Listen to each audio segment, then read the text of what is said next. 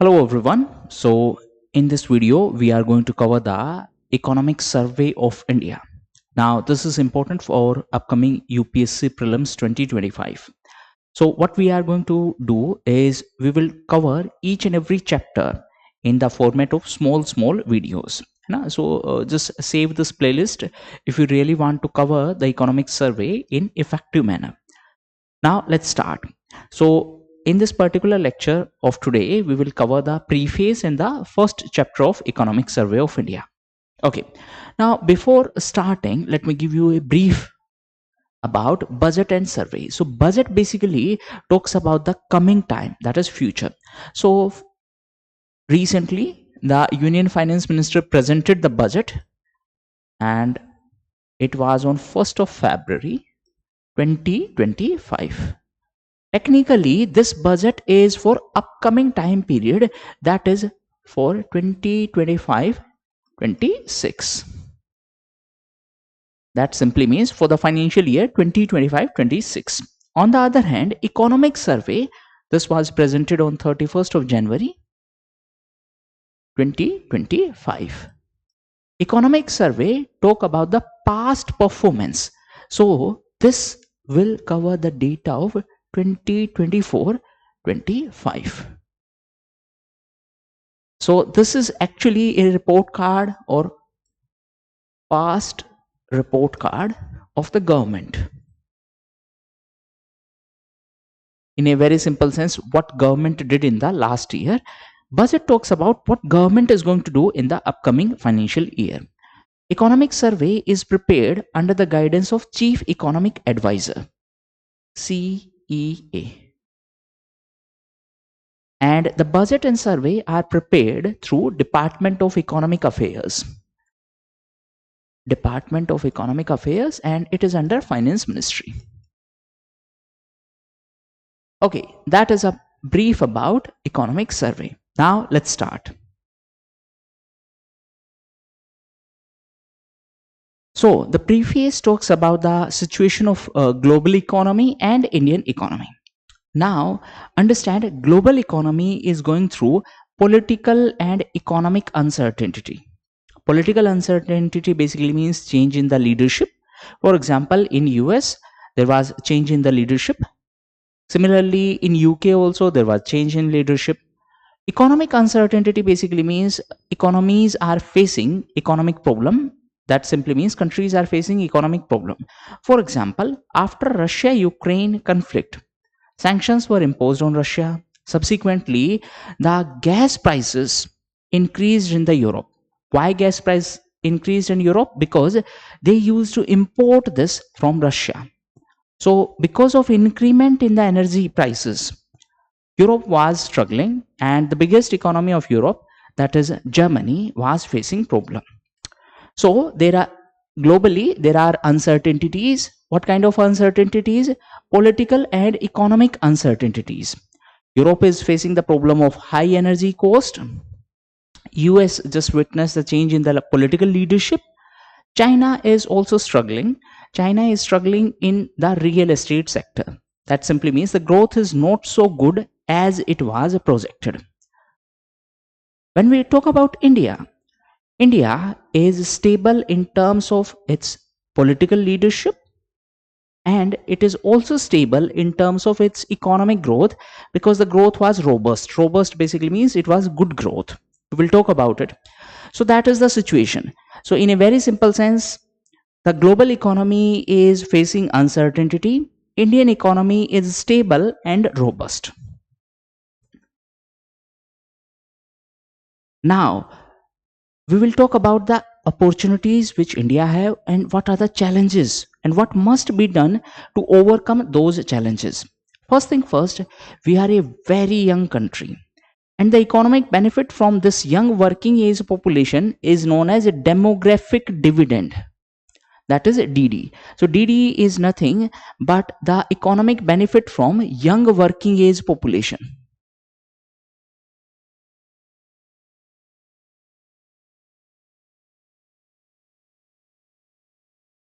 Young working age population. Now it is important to note down that roughly 26% population of our country is in the age group of 10 to 24. 26%, that is roughly one fourth of our population, is less than 24 years of age. That simply means in the bracket of 10 to 24. This show that we are fairly young country. So that is good thing. Why that is good thing? Because they are in working age. Means over a period of time this population will be in working age, so that is advantage for India.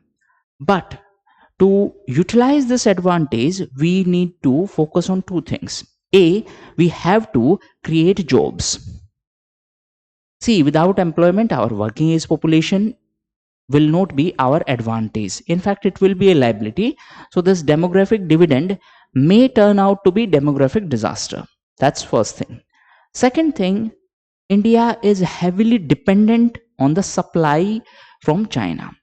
That simply means our supply chain is not so diversified. Supply chain basically means we are majorly dependent on imports from China. So this is our challenge. What was our strength? Our young working age population. To utilize that population, what we have to do? We have to create jobs. But in order to create job, our supply chain must be diversified. Diversified basically means we must not be dependent on any particular country. Okay, for that we have to focus on the diversification. Apart from that, another challenge is climate change. See, because of climate change, the temperature will increase. Subsequently, it will have adverse impact on our agriculture, and roughly 50% population of our country is dependent on agriculture. So that's why there is a problem. Apart from that, there is a problem, and that is energy transition. Energy transition basically means we are shifting from fossil fuel based energy system to non-fossil fuel based energy system. What is the problem in that? We need more and more financial resources. We need better technology. So there are two major issues in this particular energy transition. One is of technology, and second is of finance. Okay, then what we have to do? So in order to overcome these challenges, we have to focus on investment. Now, if you remember in the budget, the finance minister has talked about four engines. Let me just give you a glimpse of that also. So what are those four engines? One is agriculture, second is MSME, third is investment, and fourth is export. Now within this investment, basically the focus is on investment into three things. So investment, what kind of investment? Invest into people. That means investment into their capacity building. For example, provide them good health, good education, skill development. That's investment into people. Then second one was investment into economy. That means focus is on infrastructure development. And then there is investment in innovation. So that is about investment. Apart from that, the economic survey also talk about deregulation. Deregulation basically means government need to regulate less so that it is easy to set up a business in our country. Understand it this way: if it will be easy to set up business in our country, more and more business will be set up.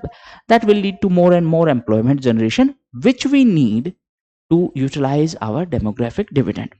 So in a very simple sense, deregulation means the cost of setting up business should go down. So not only the paperwork, the cost should go down. That is deregulation. And we also need to focus on agriculture and rural development. Understand, roughly 50% population of our country is dependent on agriculture. That's first part. Second part, roughly 70% population of our country, as per census 2011, reside in rural areas. So until unless we focus on agriculture and rural development, we cannot be a developed economy. We have to work on the development of agriculture sector and on the development of rural areas. So that should be our focus. So this is the preface of our economy. Now let's talk about the first chapter, that is state of economy. Again, you need not to write it down. You will get this PDF. Just revise it multiple time, and if there will be good response, I will conduct a revision series also. So don't worry about that. Okay, now as we have discussed, global economy is facing uncertainty. What kind of uncertainty? Political. That means change in the political leadership, be it US, be it UK, even France. So they were struggling. Then there are economic uncertainty. Okay, for example, after election of Trump, Trump is now imposing tariff on almost every country. So that is promoting new uncertainties. Okay, now the global economic growth was 3.3% in 2023. The inflation after COVID, the inflation was high, but now it is under control. And that is why you might have noticed that the economies, that means the central banks of different countries, are announcing rate cut. Rate cut means reduction in the interest rate. Why? To promote the economic growth. For example, in last one year, or specifically in last 6 months, US central bank, that is Fed, has announced the cut down of 1% of the interest rate. Okay, that is first part. Now as far as uncertainties are concerned, there is uncertainty in Suez Canal. Let me give you a brief background of this. So in case of Yemen, there are Houthi rebels, and they have a dominant control in the areas nearby. So they are creating a problem for the transportation through Red Sea. Red Sea, and that is why it is difficult to transport through Suez Canal, and that is why India is exploring alternate route also. For example, India Middle East Economic Corridor, then there is International North South Transit Corridor. We will talk about those, but in later part of the survey. Then the economic survey highlight that the geopolitical economic policy uncertainty index, this has witnessed increment. That means there is high uncertainty. So the score has increased in comparison to 2023. The score has increased and now it is 133.6. In prelims, the UPSC can frame a question that the uncertainty has gone down. Just remember the trend rather than mugging up the data. Remember the trend that uncertainty has increased. Second thing, the trade uncertainty has also increased. See, if there will be political and economic uncertainty, subsequently there will be trade uncertainty also. So even that has increased. In both cases, just remember the trend that it has increased. That is the situation of global economy. Now let's talk about Indian economy. So the projection of GDP growth for Indian economy in the 2024-25, that is financial year 25, is 6.4%. If you remember what was the growth rate of global economy, it is 3.3%. So that is almost double of the global economic growth. This is a real one. I'm assuming that you understand the difference between real growth and nominal growth. Nominal growth basically means at current price level. Real growth means at constant price level. That means at base year price level. The base year is 2011-12. Now government is considering for the updation. Okay. Now, if we talk about the sectors of GDP, so basically the agriculture sector is expected to grow at 3.8%. Industry sector is expected to grow at 6.2%, and service sector is expected to grow at 7.2%. That means our growth is driven by service sector. In fact, India's growth is often criticized on the ground that it is driven by service sector, which is not so labor intensive, and that's why this growth is often referred as jobless growth. What is jobless growth? Jobless growth basically means GDP is growing, but it is not leading to much employment generation. Okay, so that is about GDP growth.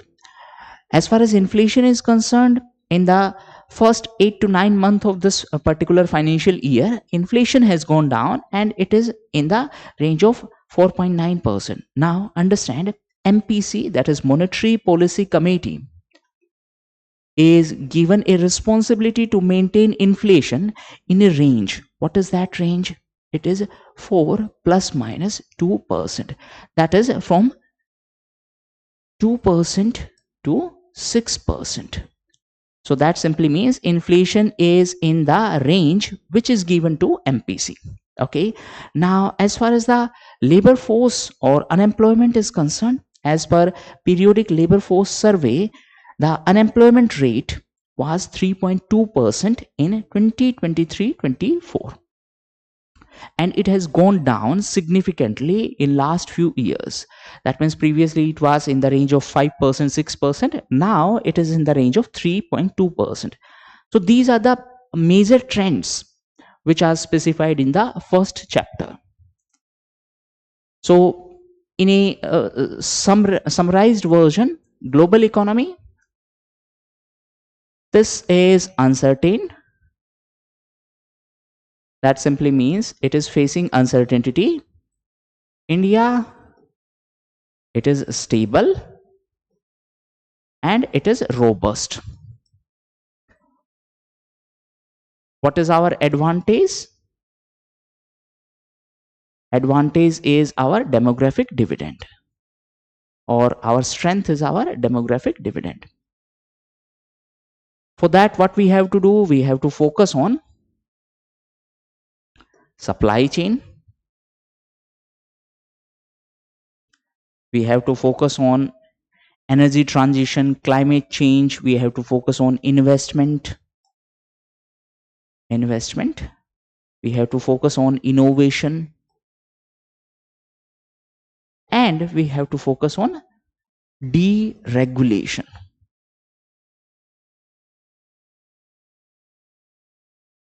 So that is all about the first chapter of economic survey. Thank you.